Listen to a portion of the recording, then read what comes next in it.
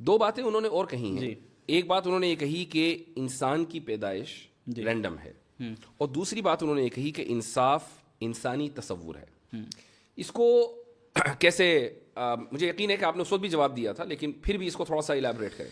انسان کی پیدائش رینڈم ہے, یہ تو ظاہر ہے کہ ان کے ورلڈ ویو کے اعتبار سے, ہمارے ورلڈ ویو کے اعتبار سے بالکل واضح ہے کہ ہم اس دنیا میں ایک مقصد کے تحت بھیجے گئے ہیں.